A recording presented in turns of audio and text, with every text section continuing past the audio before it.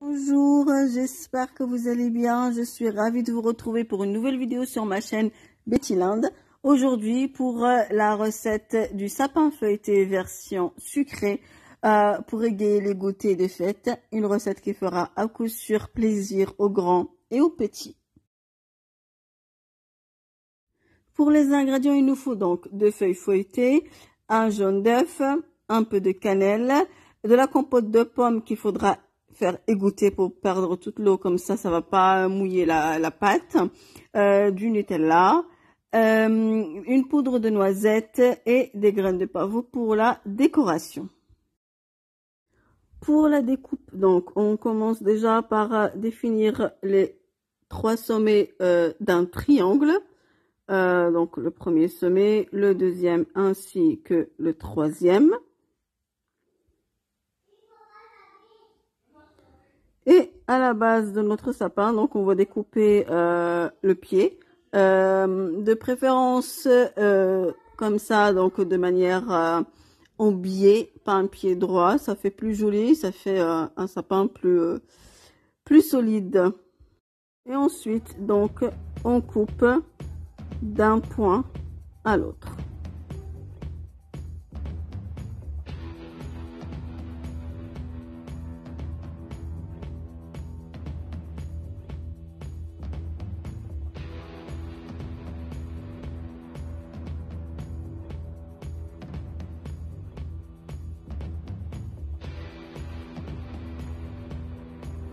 Et on enlève l'excédent de la pâte. Il ne reste plus qu'à garnir donc notre sapin. Donc moi j'ai choisi la compote de pommes cannelle et Nutella noisette. Après pour la garniture vous pouvez choisir ce que vous voulez, c'est vraiment selon le goût de chacun. Pareil donc pour répartir les deux garnitures, donc on peut le faire comme moi je l'ai fait là, de manière horizontale, donc la découpe sera horizontale. Vous pouvez mettre d'un côté de l'autre, donc côté gauche une garniture, côté droite une autre garniture, ou alors bien sûr vous pouvez mettre la même garniture sur tout le sapin. Là franchement c'est vraiment le choix de chacun.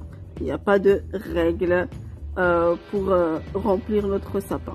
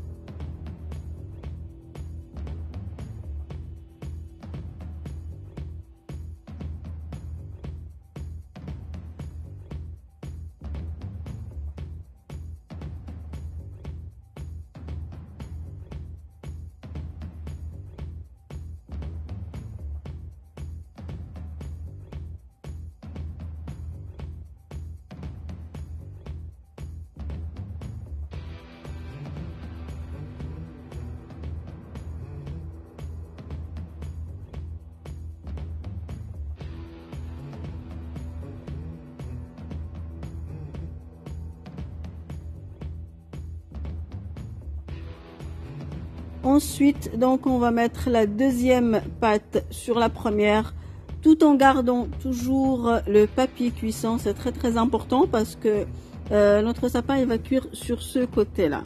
Donc, on met bien donc les pâtes l'une sur l'autre. Donc là, en faisant bien attention que tous les bords soient recouverts par la pâte de dessus. Et donc, on applique une légère pression juste pour l'adhésion des deux pâtes. Et ensuite donc je prends mon plat qui va au four qui est assez grand, je le mets et comme vous le voyez je vais tout simplement retourner mon sapin comme ça. Après donc je n'ai plus qu'à enlever la feuille et découper donc la deuxième pâte en suivant tout simplement les bords de la première. Cette méthode de découpe donc nous permet de récupérer en fait les chutes pour les utiliser pour d'autres recettes. Par exemple, moi je les utilise pour faire des petits fours salés pour l'apéro.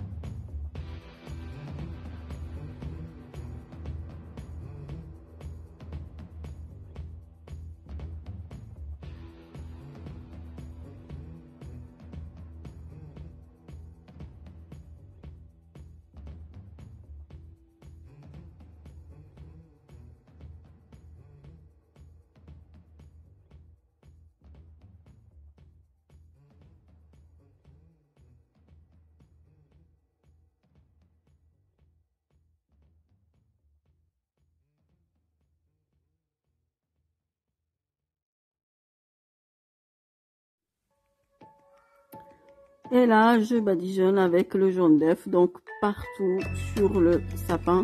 Ça donnera une très jolie coloration.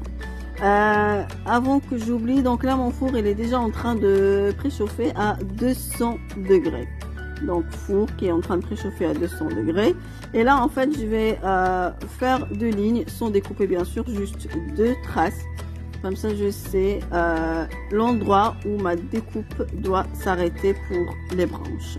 Donc je fais des branches assez fines. Je trouve que c'est plus joli visuellement. Et même pour manger, c'est plus sympa.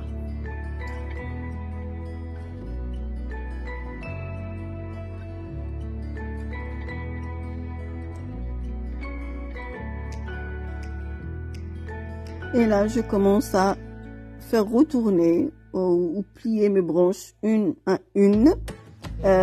Donc les petites, on va les plier une seule fois, les suivantes 2 fois, les dernières 3 ou 4 fois et ainsi de suite. Ça serait bien de de retourner toutes les branches dans le même sens. Ça fera plus joli et plus harmonieux donc visuellement pour le sapin.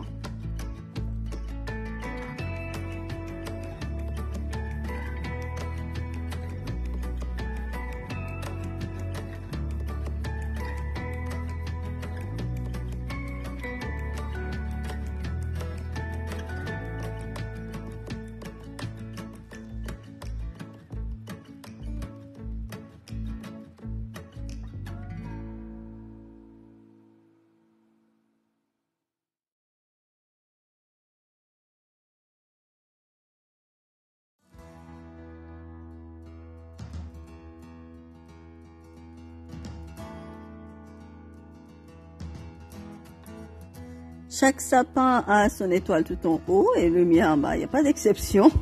On va lui faire aussi une étoile. Donc on utilise une des chutes des pâtes qu'on a utilisées avant. On la met en haut du sapin et on n'oublie pas de mettre le jaune d'œuf par-dessus.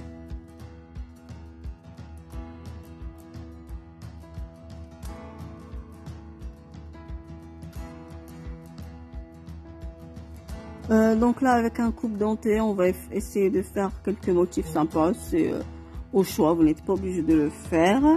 Et ensuite, donc, on va mettre les graines de pavot un peu partout sur notre sapin pour faire les décorations. Enfin, donc notre four, donc j'avais dit qu'il était en train de préchauffer à 200 degrés. Donc, je vais enfourner mon sapin entre 15 et 20 minutes selon le degré de croustillant que vous voulez. Mon mari et moi, on aime bien quand la pâte est bien cuite et bien croustillante, donc je l'ai mis 20 minutes. Pour vous, vous pouvez mettre 15, 16, 17 minutes selon vraiment le degré de cuisson et de croustillant que vous aimez.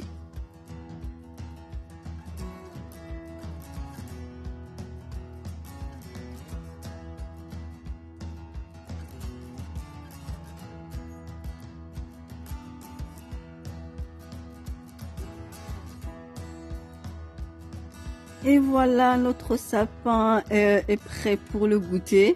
J'espère que la recette vous aura plu. J'espère que vous aurez l'occasion de l'essayer. N'oubliez pas de vous abonner à ma chaîne si vous ne l'avez pas encore fait, de liker cette vidéo pour m'encourager et de me laisser un commentaire pour me dire ce que vous avez pensé de cette recette. Et ensuite, quand vous l'aurez essayé, n'oubliez pas de me laisser encore un commentaire pour me dire ce que vous en avez pensé. À très vite pour une nouvelle vidéo sur ma chaîne Betty Land. Prenez bien soin de vous.